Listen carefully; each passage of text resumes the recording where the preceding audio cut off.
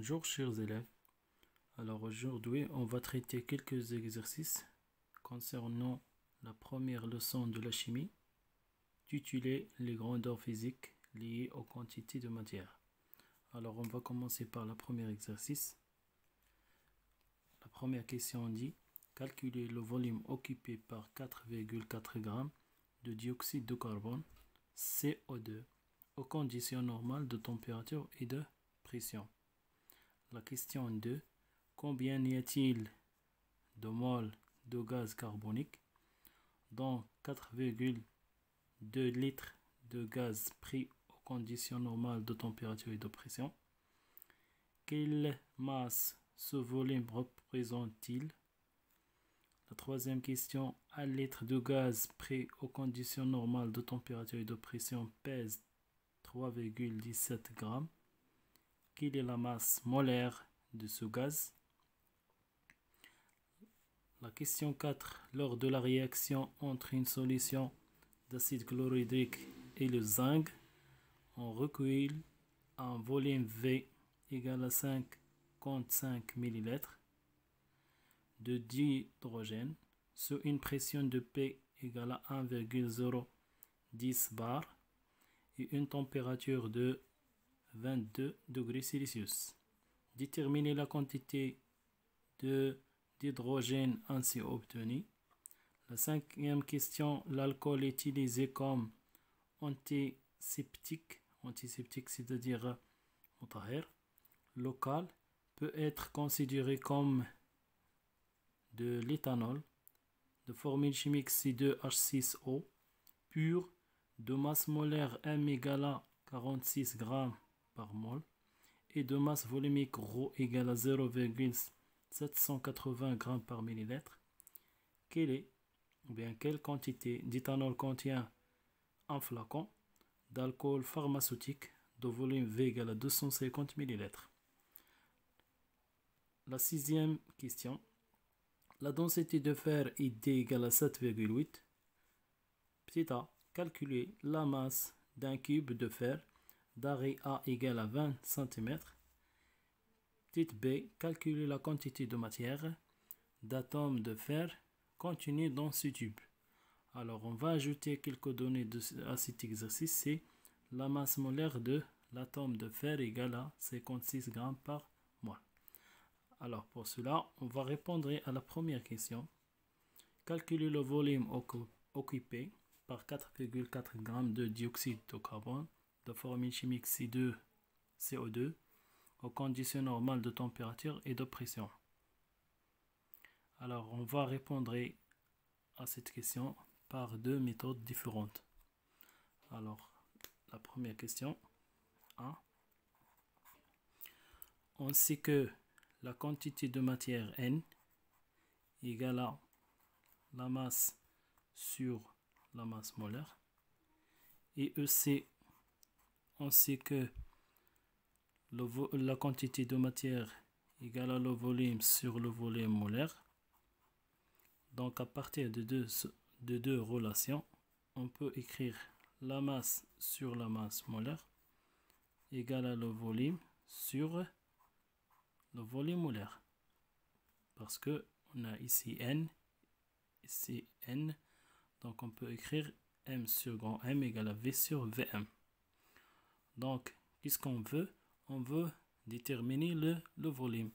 Donc à partir de cette relation, on peut écrire V égale à Vm fois la masse sur la masse molaire. Alors, à partir de cette relation, on peut déduire le volume qu'on veut. Alors, on va faire une petite application numérique. V égale le volume molaire. Le volume molaire dans les conditions normales de température et de pression, c'est approprié 22,4 fois la masse. La masse c'est 4,4 grammes sur la masse molaire. Alors la masse molaire de quoi? La masse molaire de l'atome ou bien de molécules CO2, de dioxyde de carbone. C'est-à-dire la masse, on va calculer ici la masse molaire de CO2. La masse molaire de CO2 égale à 12 de carbone plus 2 fois 6. 2 fois 6 c'est 32. Donc égal à approprié c'est 44 grammes par mol. Donc ici on va diviser par la masse molaire de dioxyde de carbone, c'est 44 grammes par mol. Égal. Donc je dois faire le calcul. Donc 22,4 fois 4,4 divisé sur 44. C'est approprié égal à 2,24 litres. Et voilà la réponse de la question numéro 1. Par la méthode, alors la méthode 1. On peut utiliser une autre méthode, c'est-à-dire méthode 2. Méthode 2. Comment on fait? On utilise l'équation d'état d'un gaz parfait, c'est-à-dire P fois V égale à N R fois T. Donc à partir de cette relation, ou bien à partir de cette relation, on détermine le volume. Le volume égal à NRT sur P. Voilà. Donc V égale à NRT sur P.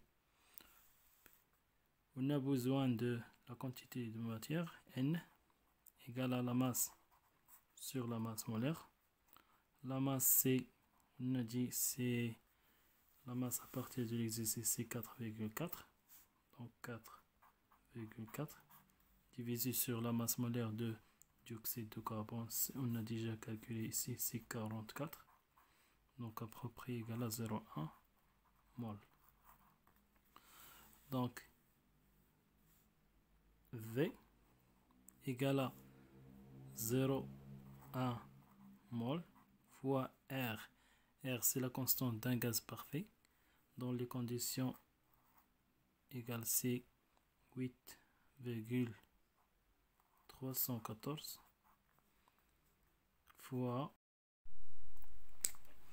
alors on a dit N égale à M sur grand M qui égale à 4,4 sur 44 qui égale à 0,2. Donc on remplace N par 0,1 fois R. R c'est 8,314 fois T. T c'est dans les conditions normales. Donc les conditions normales, la température toujours égale à 0 degré. 0 degré Celsius. Et la pression égale à 1 atmosphère. Donc, mais la température ici doit être en Kelvin. C'est-à-dire que je dois utiliser la relation C T égale à 273,14 plus la température en degrés. Plus la température en degrés. La température en degrés c'est 0. Donc plus 273,15 c'est 273,15 en Kelvin divisé sur P. La pression c'est en atmosphère. Alors je dois convertir cette valeur en Pascal, c'est-à-dire c'est 101,325 Pascal qui égale, c'est-à-dire tous les grandeurs physiques doivent être en unité internationale dans le système international, c'est-à-dire la température doit être en Kelvin, la pression en Pascal et la quantité de matière doit être en mol. Donc on va faire le calcul.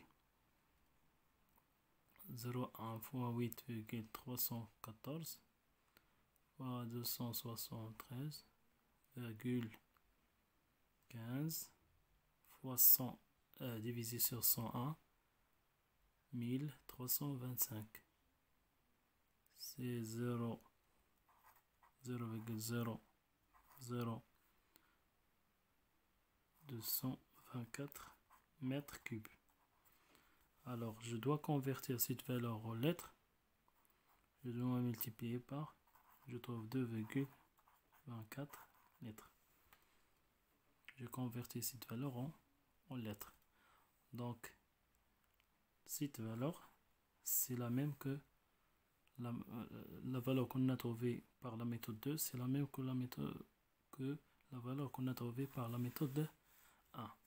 Alors, on passe maintenant à la question numéro 2. La question numéro 2, combien y a-t-il de moles de gaz carbonique dans 4,2 litres de ce gaz pris aux conditions normales de température et de pression. C'est-à-dire ici, je dois déterminer combien de moles, c'est-à-dire la quantité de matière de gaz carboné dans 4,2 litres. Alors, pour cela, on va utiliser la relation suivante. On a donc la question numéro 2. La question numéro 2, c'est combien y a-t-il de moles de gaz carbonique? Donc, je dois utiliser la relation N égale le volume sur le volume molaire, qui égale le volume. On a déjà calculé dans la question numéro 1, ou bien dans les conditions. Voilà, c'est 4. Donc, le volume est donné dans l'exercice, c'est 2,4 litres divisé sur le volume molaire.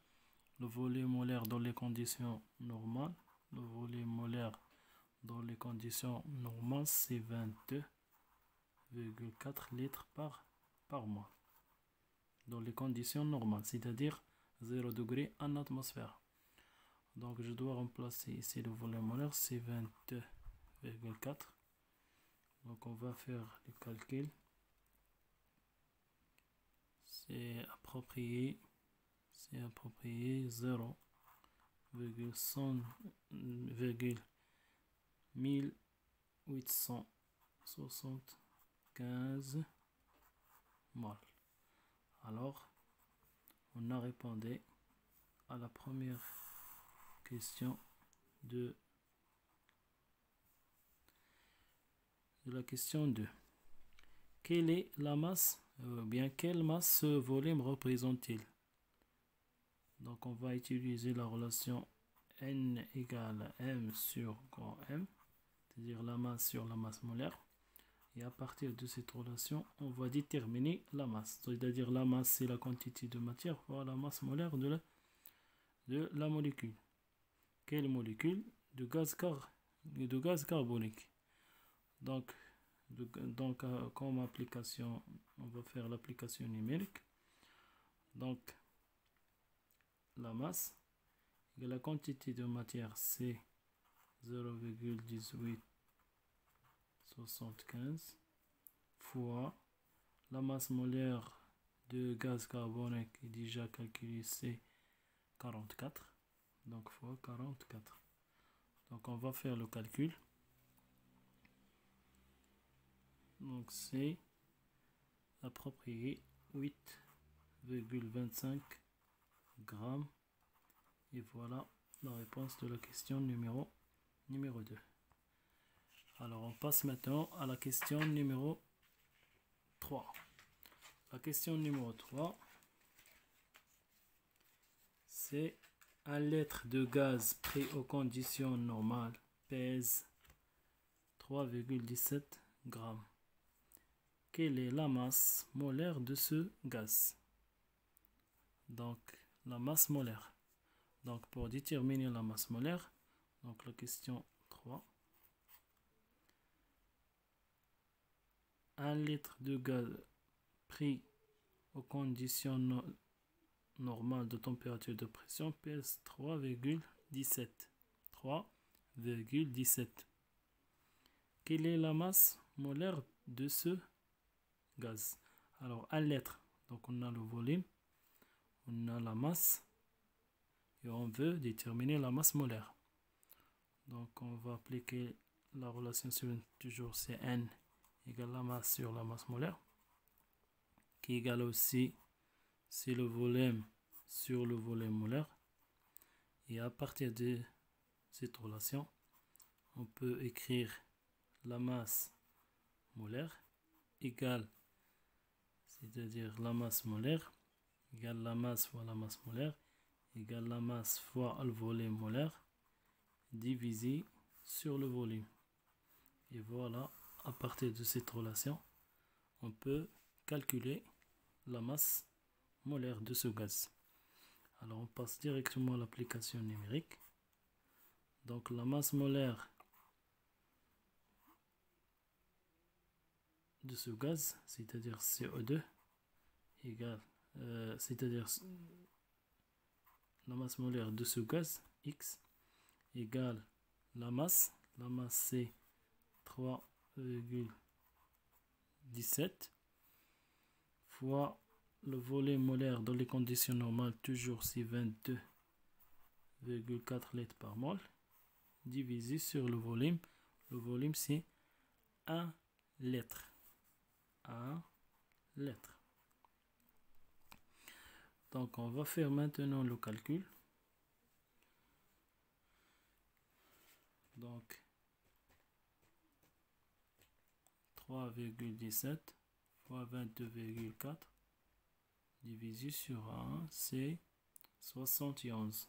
Donc 71 grammes par mol. Et voilà la réponse de la question 3. On passe maintenant à la question numéro 4. La question numéro 4, c'est lors de la réaction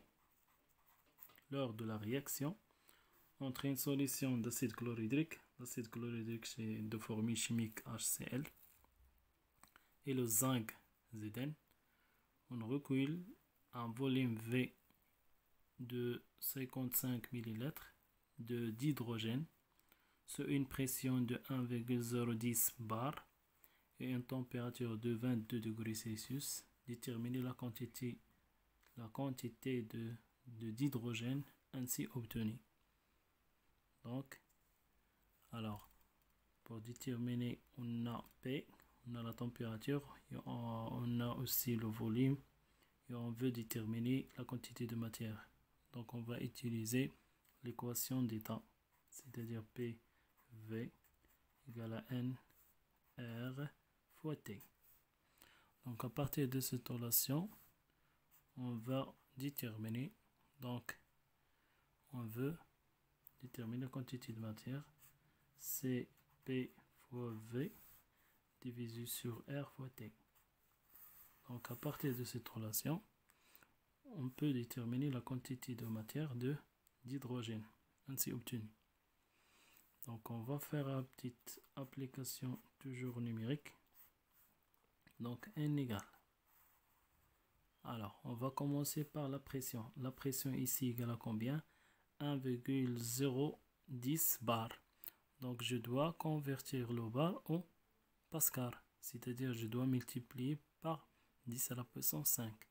C'est 1,010 fois 10 à la puissance 5 fois le volume.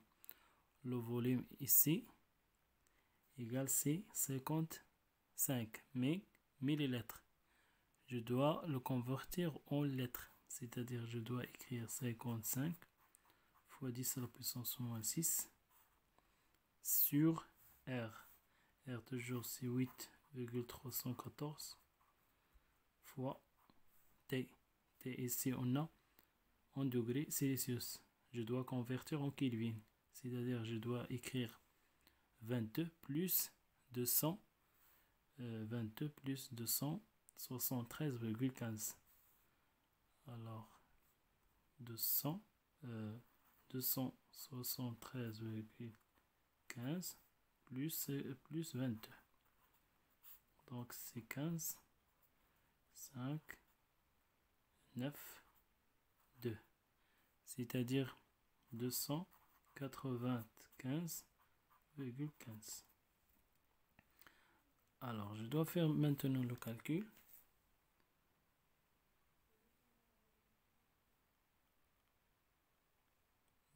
1,010 fois 10 à la puissance 15 fois 55 fois 10 à la puissance 6 divisé sur 8,314 fois 295,15 alors égal à 2,25 fois 10 à la puissance moins 3 mol. Et voilà le résultat, ou bien la réponse de la question numéro 4. On passe maintenant à la question 5. La question numéro 5. L'alcool utilisé comme antiseptique local peut être considéré comme de l'éthanol C2H6O pur de masse molaire 46 g par mol et de masse volumique ρ égale à 0,780 g par millilitre. Quelle quantité d'éthanol contient un flacon d'alcool pharmaceutique de volume V égale à 250 ml. Donc à partir des données, on a bien les données qu'on a, on a la masse molaire, on a ρ et on a le volume. Donc on a là, alors 5. La quantité de matière, c'est la masse sur la masse molaire, qui égale la masse, on a déjà ρ, c'est la masse sur le volume. Donc à partir de cette relation, c'est la masse, c'est ρ fois V, donc égale ρ fois V divisé sur la masse molaire. Donc application numérique, la quantité de matière, c'est ρ c'est 0,780 g par millilitre en millilitres fois le volume. Le volume c'est 250. Attention ici c'est ρ en grammes par millilitre. Le volume doit être en millilitres. C'est-à-dire je laisse cette valeur comme ça. C'est-à-dire 250 millilitres sur la masse molaire. La masse molaire de quoi? La masse molaire d'éthanol. Alors je dois calculer. Non, il existe ici. La masse molaire de l'éthanol c'est 46. Donc je dois diviser sur 46. Donc il faut faire le calcul. Donc 0,780 fois 250 divisé sur 46.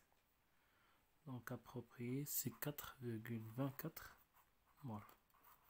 Et voilà la réponse de la question numéro 5. Alors, chers élèves, maintenant, on passe à la question 6. La question 6, la densité. Alors, la densité de fer est D égale à 7,8. Petit a, calculer la masse d'un cube de fer d'arrêt A égale à 20 cm. Calculer la quantité de matière d'atomes de fer contenue dans ce tube. Alors, on va répondre à la petite A. Calculer la masse d'un cube de fer d'arrêt. Alors, le cube, c'est-à-dire, on va utiliser la relation, comment on fait pour déterminer le volume d'un cube. Mais avant, qu'est-ce qu'on veut? On veut déterminer la masse. Donc, on sait que, donc petit a, on sait que la densité égale à ρ sur le ρ de l'eau, qui égale ρ égale à quoi? C'est la masse sur le volume. Donc, égale la masse de fer sur le volume de fer fois ρ de l'eau. C'est-à-dire, on a remplacé ρ par la masse sur le volume. Après, ou bien à partir de cette relation, on peut déterminer la masse de fer qui doit être égale. Donc, je veux la masse de fer. Donc, je dois multiplier D fois V FE fois rho de l'eau. C'est-à-dire D fois le volume de fer fois rho de l'eau. Et voilà la relation qu'on veut utiliser pour déterminer la masse d'un cube. Donc D, il existe, voilà. Rho de l'eau, c'est toujours C1. Donc rho de l'eau, toujours C1 grammes par millilitre. Voilà, alors on a besoin de, donc il manque le volume. Donc le volume de quoi? Le volume de fer. Mais donc ici un cube de fer, donc le volume de ce cube est égal à A fois A fois A égale à A à la puissance 3. Donc V égale à, c'est-à-dire A égale à combien? 20. Donc 20 fois 20 fois 20. Donc 20 fois 20 fois 20, c'est 20 à la puissance 3. Donc c'est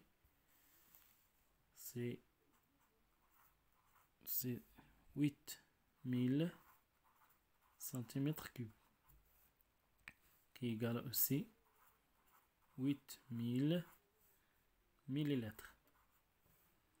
Donc maintenant, la masse de fer égale c'est 7,8 D fois le volume, c'est 8000 fois 1. Donc on va simplifier millilitres avec le millilitre.